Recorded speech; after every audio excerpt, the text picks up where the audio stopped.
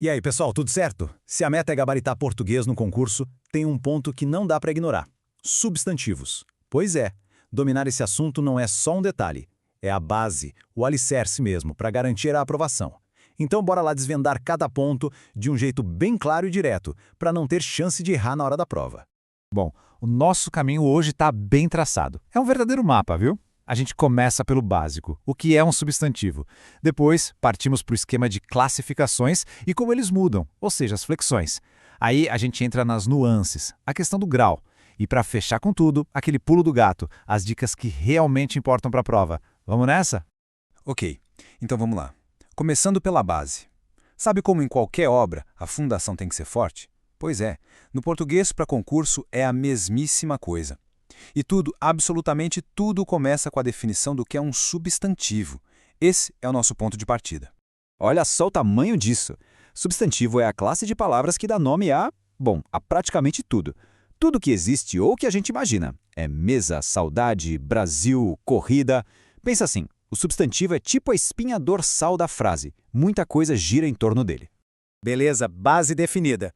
Agora a gente precisa de um mapa, né? E é exatamente isso que são as classificações. Entender como os substantivos se dividem é fundamental para a gente não se perder na lógica do português. E claro, para acertar aquelas questões de morfologia que as bancas amam colocar na prova. Então, o nosso primeiro critério, a primeira forma de organizar a casa, é olhando para a forma da palavra. A gente vai, literalmente, analisar a estrutura dela, a sua anatomia. E esse esqueminha aqui deixa tudo bem claro. Olha só. O substantivo simples, um radical só. Casa, livro, fácil. O composto já junta mais de um, tipo guarda-chuva. Agora o primitivo é aquele que não vem de ninguém, é a palavra original, como pedra. E o derivado, como o nome já diz, deriva de outra palavra, como pedreiro que vem de pedra. Percebe a lógica? Simples se opõe a composto, e primitivo se opõe a derivado. Guardar esses pares ajuda demais na hora de classificar. Certo. Agora a gente muda a lente, a gente para de olhar para a forma da palavra e passa a olhar para o significado dela. O que essa palavra está nomeando?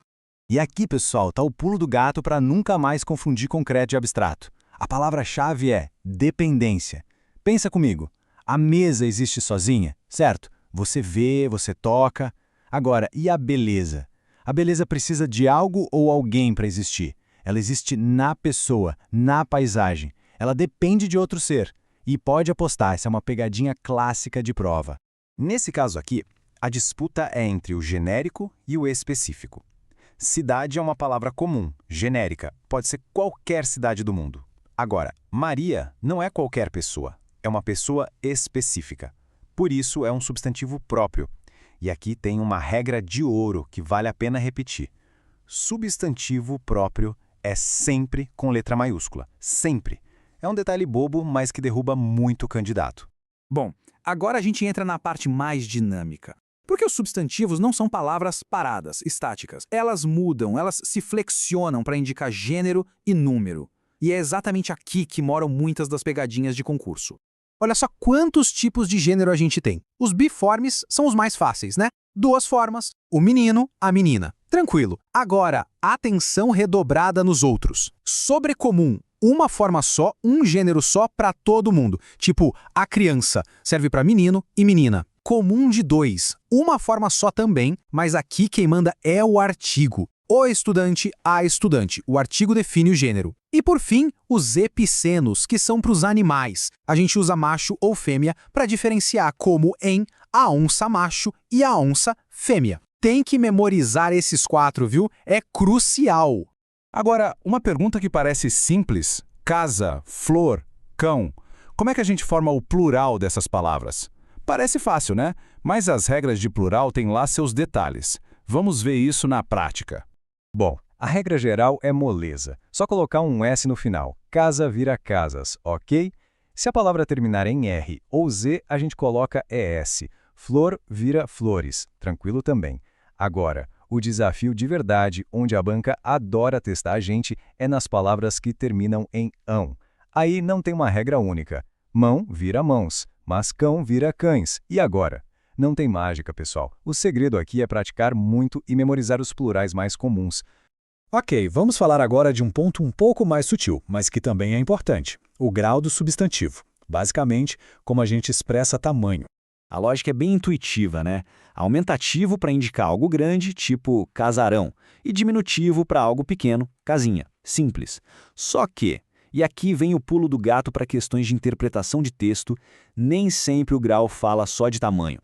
Se eu chamo alguém de amigão, é afeto, carinho. Mas se eu falo que o serviço de alguém foi um trabalhinho, isso pode até desprezo, né? Então fiquem ligados no contexto. Contexto é tudo. E chegamos na parte mais estratégica. Agora é a hora de juntar tudo o que a gente viu e focar naquelas dicas que são o verdadeiro pulo do gato na hora da prova. Olha, essa aqui é talvez a regra mais básica de todas, mas é uma das que mais derruba a gente por puro descuido. Se o substantivo é próprio, ou seja, nome de pessoa, cidade, país, marca, ele sempre vai começar com letra maiúscula. Não tem talvez, não tem exceção, é sempre. Grave isso. Agora um conceito que costuma dar um nó na cabeça de muita gente: o substantivo coletivo.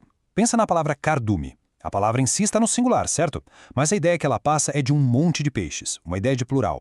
É essa relação, forma no singular, mas sentido no plural, que as bancas adoram explorar. E essa dica aqui, pessoal, é talvez a mais importante de todas quando o assunto é gênero. Para aquelas palavras do tipo comum de dois, como estudante, artista, jornalista, a única maneira de saber o gênero é olhar o artigo que vem antes. O estudante é masculino, a estudante é feminino. Simples assim.